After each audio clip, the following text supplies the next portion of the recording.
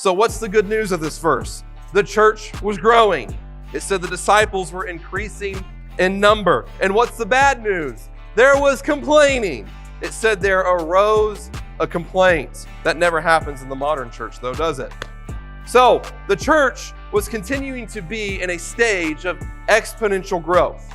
And this growth, it was exciting and it was a blessing. I know as a church, we are continuing to be excited about the growth that we've experienced since the start of the year. Last Sunday was our second highest attended Sunday since we started the year, outside of Easter Sunday. It's exciting. We're getting excited about new faces and the growth that we're seeing. But now we see that as they were growing, a problem presented itself in the form of a complaint. And this is a reminder of the fact that there will be messes to clean up as we serve Christ in a broken world. And we see here that even the early church, the church that we have been studying, I think we're on week 17 of our study of Acts.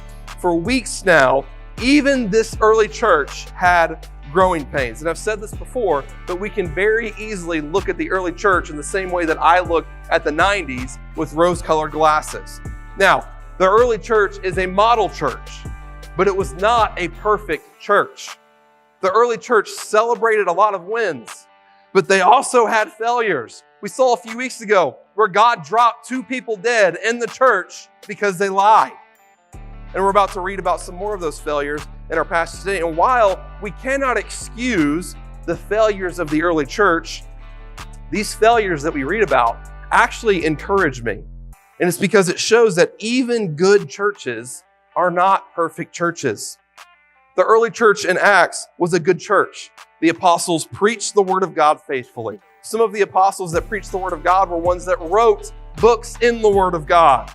They were a praying church. They were a generous church. They were a gospel-centered church. And they were rapidly growing as they continued to preach the gospel. And they continued to see God glorifying and church edifying miracles take place. But even though all of these good things were happening and God was blessing the early church, it was not a perfect church. And just like the modern church of today, they had people that were creating problems. They had conflicts arise. They had complainers. So this is a reminder for all of us. We have to be realistic about the life of our church. We have to know that even as we strive to emulate a lot of what we see the early church doing, such as preaching the word of God faithfully and being gospel-centered and being a church of prayer and practicing generosity, which are things we've done time and time again throughout the last few weeks. And though they were seeing growth take place, we have to know that it will get messy at times.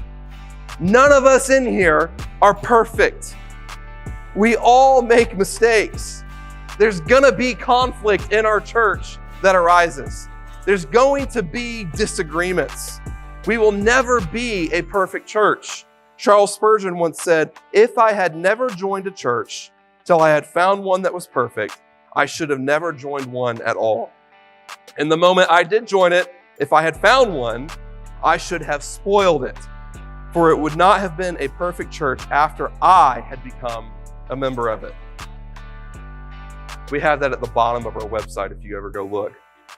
So we must be gracious towards one another. We must know that no church is perfect. But the beauty is that even despite our shortcomings and despite the messes and despite all of these growing pains, this is the beautiful reality. Jesus is still building his church despite imperfections.